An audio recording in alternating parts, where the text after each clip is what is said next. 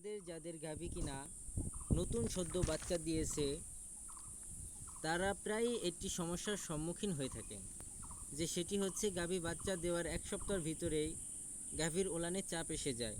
2 থেকে 3 দিন প্রচুর পরিমাণে দুধ দহন করার পরও চাপটা কাটে না। দেখুন, এটার উলানটা বাচ্চা দেওয়ার পরে এত পরিমাণে ফুলে গেছে যে পরবর্তীতে এটি ভালো হয়েছে এবং ফোলা কমে আছে, একটু দেখতে পাচ্ছেন আপনারা।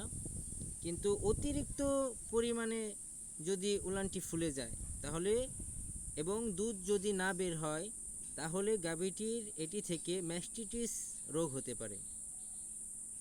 এবং ম্যাস্টিটিস রোগ যখন গাভীটির হয়ে যাবে তখন এই গাভীটির ভ্যালু বাজারে 65% কমে যাবে।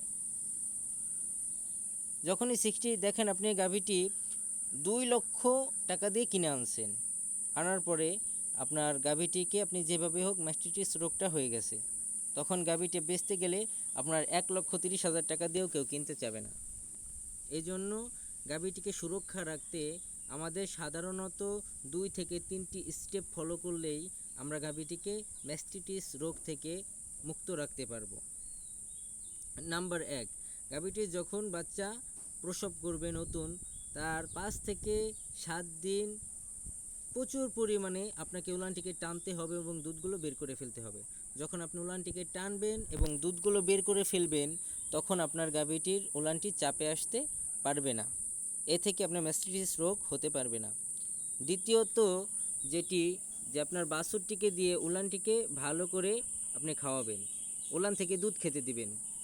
যখন আপনি বাছুরটি উলান থেকে দুধ খাবে মাঝে মধ্যে মাথা দিয়ে যে গুঁতো দিবে, এই গুঁতোর ফলে গাভীর উলানটি চাপে আসতে পারবে না।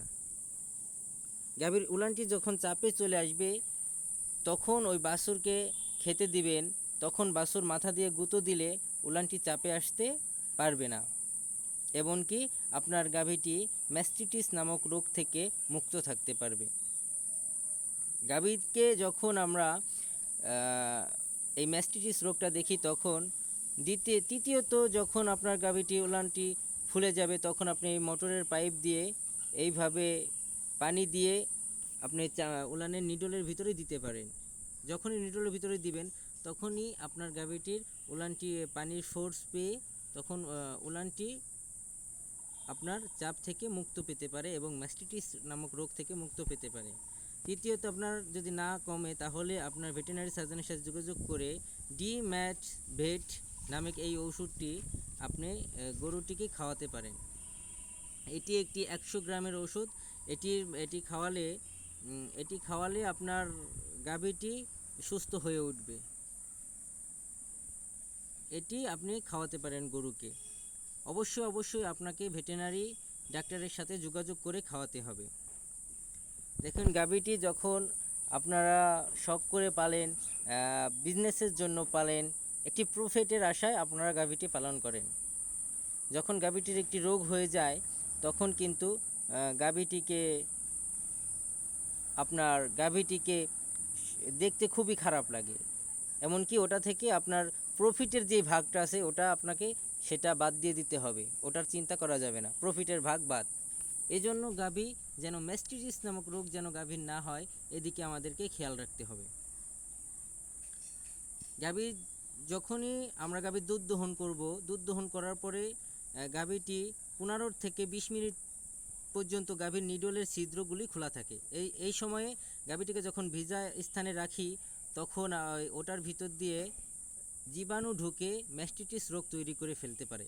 এজন্য গাভীটির দুধ দহনের পরে শুকনো স্থানে রাখতে হবে।